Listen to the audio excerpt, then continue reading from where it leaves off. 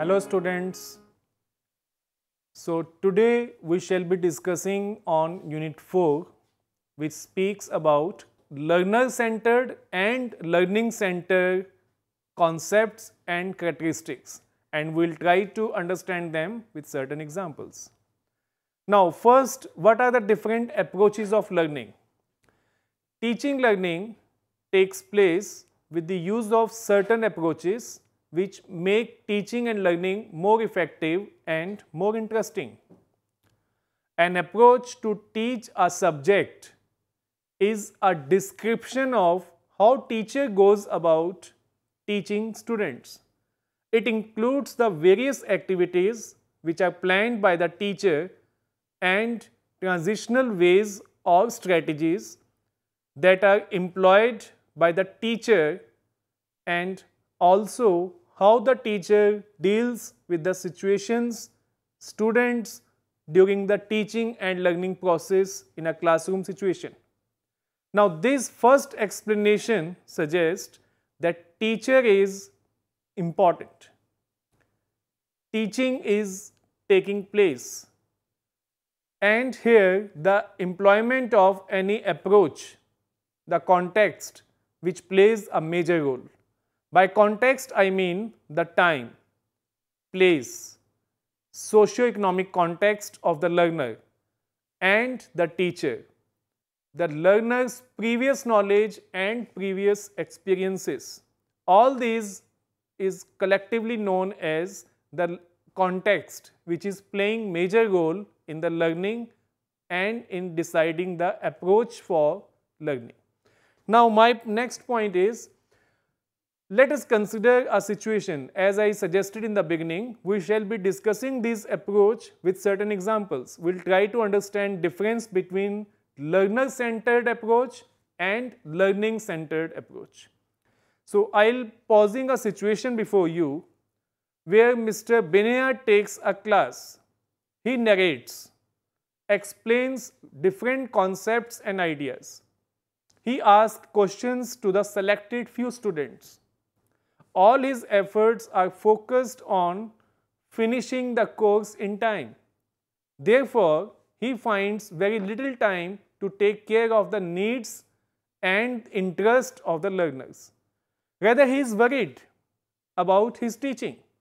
The students are observed to be passive listeners in the classroom situation, and sometimes some of them ask few questions, which Mr. Binaya tries to maintain discipline in the class so that he can go uninterrupted in his teaching. His efforts for making his class interesting to the class, to the situation, to the context are limited, as he constrained by time. At the end of teaching the lessons, he asks 2 or 3 questions for evaluating today's learning. How today my lesson went, where I went successful, where I couldn't went that successful which was expected. And towards the end, he asks certain questions where students are less interested in what the teacher is doing in the classroom situation. Now this is situation first. Let us analyze another situation. Situation 2, where Miss Samita is taking a science class at the elementary level. She is not reading the text, dividing the whole class into 5 or 6 groups, asking students to bring a plant and observe it in each group, encouraging them to discuss about the plant in details in their group. She is facilitating the group discussion and encouraging participation of each student, giving opportunities to each student to explore and to utilize his or her experiences, asking each student to draw and label the picture of a plant in their notebook, asking each student to share their work and promoting discussions among learners. In this situation, Miss Samita is facilitator, then a traditional teacher, and demonstrated different roles and play.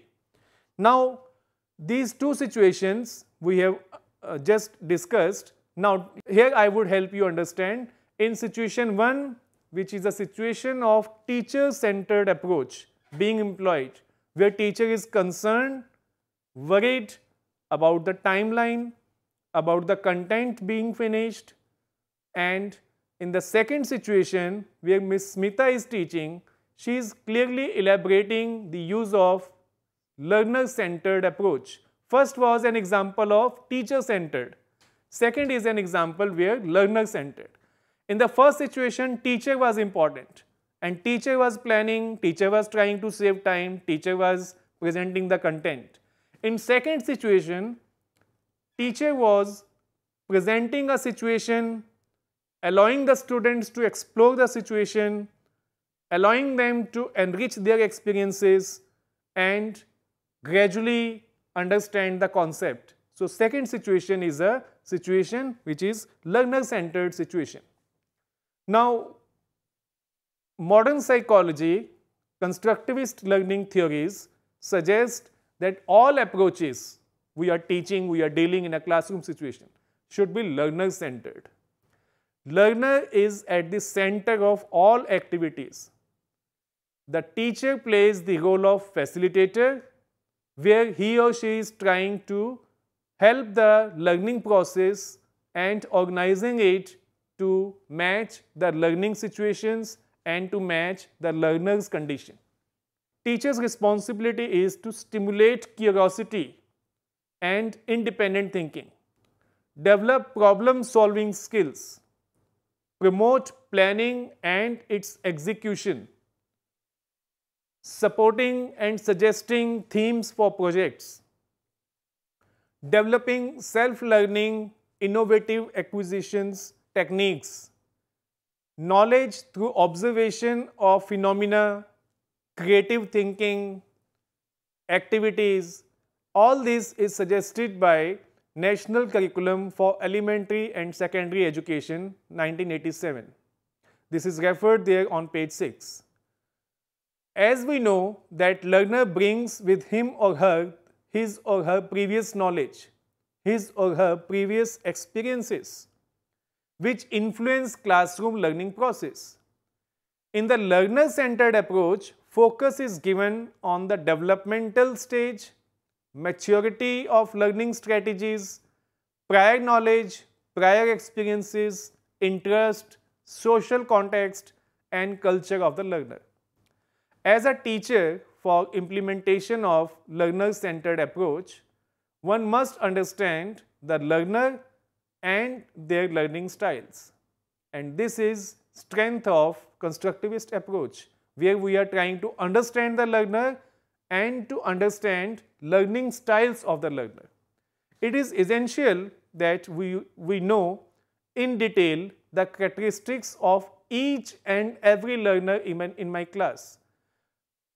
Though it is a set of class, 40 students are sitting there, but still this set of class is a group of individuals. They look alike, they are of same age, they are of same class, they are studying same context, same content, but at the same time they have different learning styles. At the same time, each one have different potential, different interest in the subject matter being discussed. Now, how to understand the learner? In order to adopt the learning-centered approaches, we have to understand different aspects of a student, of a learner. For example, we need to understand health and physical development of the learner, health and physical potential of the learner, mental abilities, his or her personality, learning styles. What are the motivations for which he or she is trying to learn? And what is their home and cultural background? So, all these points help us understand a learner holistically, starting from physical and mental health, mental abilities, as an individual, as a person. What is the personality of the individual? What are different learning styles which help him or her to acquire new knowledge? What motivates them to learn? Is it their own interest or examination system or parental expectations? And at the end of this, we need to understand with which home and cultural background he or she comes, he or she belongs. Now, role of teacher in this learner-centered approach. If we say learner-centered approach, so prime is learner. But at the same time, since teacher is inevitable, important aspect of the class, so we need to understand teacher's role in learner-centered approach. In the learner-centered approach, we consider few assumptions. One, pupils have different learning styles that instruction should accommodate. So, whenever we are instructing students, we should not be giving uniform instructions, we should not be giving blanket statements. We should be identifying their different learning styles and trying to address each learning style in the classroom situation. Children's innate curiosity and self-perpetuating exploratory behavior, that should form the basis for their learning in the classroom situation. That means they should have an opportunity to pursue their interest as deeply as long as they find the pursuit satisfying. Individual child should learn in unpredictable way. All individuals, all children in my class, they learn in unpredictable way. Sometimes instructions help them, sometimes their own motivation. And these should be accommodated, these eventualities should be accommodated in designing learning environment of my class. Children are capable of making intelligent decisions in significant areas of their own learning. The function of school is to help children develop learning to learn in order to becoming lifelong learners, where the learning is coming to them not for the temporary phase, not for to qualify a class, not for qualifying next examination, but it should be their part of their lifelong enriching experiences which are helping them deciding future course of their life. Now, how learning is facilitated by relationship of openness, trust and mutual respect. How school should provide an accepting and warm emotional climate. The learner-centered approach, as a teacher, you have the following three critical roles to play. One, observer is and diagnostician of learner. So, observer and try to diagnose the learner's potential, learner's strength, learner's weakness. Here you must constantly watch the behavior and the activities of the learner in and out of the classroom so as to estimate the diagnostic strength, weakness and learning needs.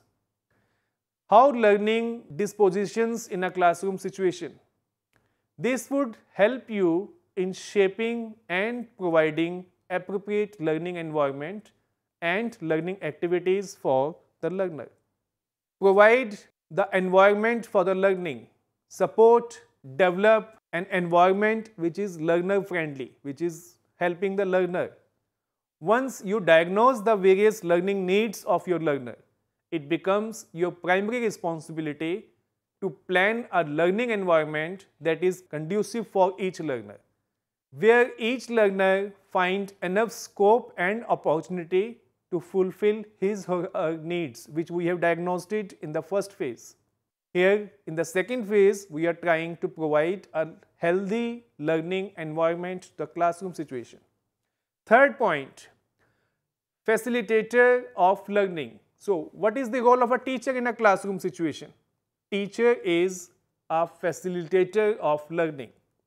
You always need to look out for occasions to help the learner while they are engaged in learning.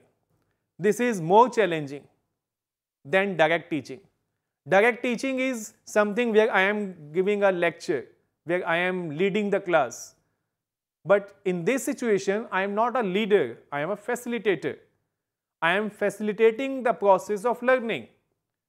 After identifying after diagnosing their situation, their learning styles, I try to provide an environment for learning, and here I am facilitating the learning situation. You always need to look out for occasions to help learner while they are engaged in learning. I am saying we should try to look out for the occasion to help a learner. We are not supposed to impose ourselves. We should restrain ourselves from the active classroom environment and let the learner be active participant in the learning process. This is more challenging than the directly teaching, as I suggested. We all know that each learner has a distinct learning style. His or her own, these variations in learning dispositions. We have to provide support at the appropriate situation during their period of learning. Further, you need to encourage the learner to be engaged in learning activities. Whatever you find them remaining inactive. If you find somebody is getting inactive in a classroom situation, try to seek their attention. Try to have them with you mentally, emotionally, and then help them becoming an active part of a classroom situation. Now, learning-centered approach. The first was learner-centered approach. Now, I will be discussing learning-centered approach. Learning-centered education focus on the learning process. All those involved in the education of students, such as teachers, are also co-learners with the students in the learning-centered education. It is basically learner-centered, but it also includes teacher in the process of learning in a classroom situation or whatever situation we are adapting to. Researches have shown that a learning-centered education helps students acquire competency in skill areas and creating lifelong learning experiences. For example, when you take your students out on a field, you are taking them for a trip to a new place like a dam or a factory. The students not only learn a great deal from the observation and interaction with the technical experts, workers, peers, and other people available on the situation, but also learn several aspects of construction, operation, and utility of the organization, which you can further use in developing your understanding and that of your students through mutual discussions. So, a mutual discussion between you and your students always supplement the observation. So, observation is one thing where I observe thing, but post-observation situation where I sit with my learner, mutually discuss what have we observed, what aspect of the organization, the dam or the field, factory or the industry we have visited, what aspect of that I have understood. And during the process of discussion, two-way traffic, we always enrich those learning experiences of the learner. Learning-centered education places the student at the center of education. It begins with the understanding the educational context from which a student comes. It continues with the teacher evaluating the student's progress towards learning objectives. By helping the students to acquire the basic skills to learn, it ultimately provides a basic for learning throughout life. It is therefore, there are places the responsibility for learning on the student. So, this method places the responsibility for learning on student, while the teacher assumes the responsibility for facilitating this learning, this education. This approach strives to be individualistic, flexible, competency-based, varied in the methodology and not always constrained by time or by the place. So that is important to understand here. Keep it in mind. The teacher attempts to maximize students' productivity, knowledge, their styles of acquisition the knowledge, and increasing their skills and developing the person and as their professional competencies and abilities. The teacher may hence use a variety of instructional tools and methods as well as flexible arrangements of time and place. Learning assume primary responsibility for their choices and have opportunities to exercise control over their learning. As a result, there are collaborative partnerships taking place among all those who are the stakeholders of children's learning, be it parents, be it teachers. Now, what are the educational practices for this? Collaborative group learning both inside and outside the classroom. Individual student inquiry and discovery is helping it. This can be taken as an example of another educational practice. Inquiry and discovery by students and teachers together, where both are working as partners, where learning is mutually beneficiary exercise activity, where teacher is learning and student is also learning, and both are complementing to each other's experiences, each other's observations. This style is problem solving inquiry learning. This motivates problem solving inquiry learning. It synchronizes interactive distance learning, hands-on experiential learning activities, on-site field experiences, and self-paced performance on contextual tasks. Now, what are the characteristics of the learner-centered education? The major characteristics are as follows. Number one, students construct knowledge through gathering and synthesizing information and interacting with the general skills of inquiry, communication, critical thinking, problem solving, and so on. Emphasis is on using communicating knowledge effectively to address enduring and emerging issues and problems in real-life context. The teacher's role is to coach, is to facilitate. The teacher and students evaluate learning together. It is not that teacher is evaluating learning. It is a joint process where learner as well as teacher both are evaluating the process of learning. Teacher and assessing and interwoven. The teaching which is happening there is assessing and interwoven with the content and with the learner. Assessment is used to promote a diagnose learning. So, objective of assessment is not deciding on the promotion of the learner, but it is the nature of the assessment is to promote and to diagnose the learning process, learning problems, learning issues. Emphasis is on generating better questions and learning from errors. Desired learning is assessed directly through papers, projects, performances, and portfolios. Approach is compatible with interdisciplinary investigations. Culture is cooperative and supportive. Teacher and student learn together, they both are moving together.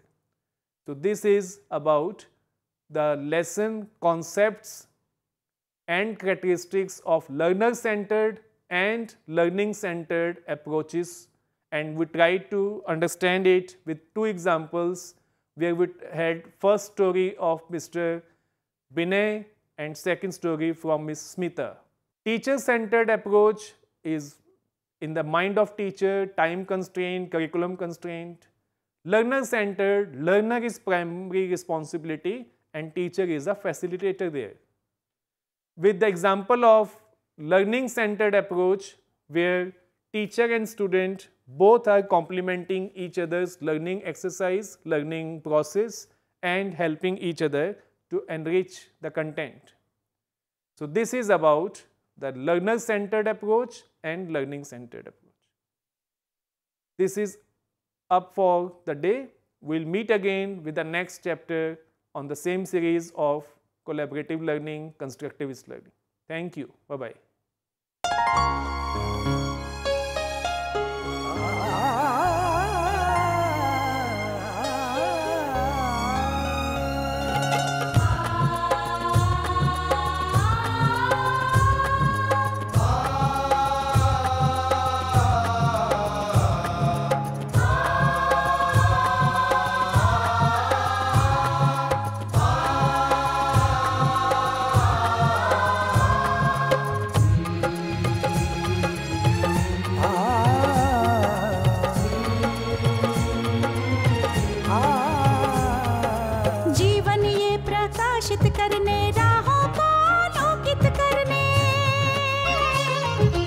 जीवन ये प्रकाशित करने राहों को आलोकित करने, हम अपना दीपक स्वयं बने, हम अपना रास्ता स्वयं चुने।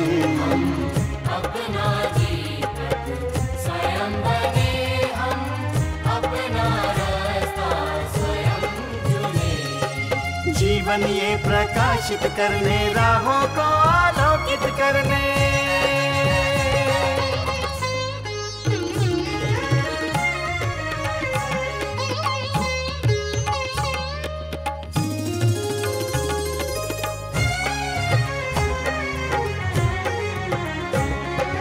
धन साधन समय की सीमा से विद्यालय जो मुक्त हो, धन साधन समय की सीमा से विद्यालय जो मुक्त हो। कभी पढ़े हम कहीं पढ़े वे विषय की लोच से युक्त हो, कभी पढ़े हम कहीं पढ़े वे विषय की लोच से युक्त हो। मित्रों हम उठे और जागे, मंजिल आने की ध्वनि सुने, हम अपना दीपक स्वयं बने, हम अपना रास्ता स्वयं चुने। जीवन ये प्रकाशित करने राहों को आलोकित करने।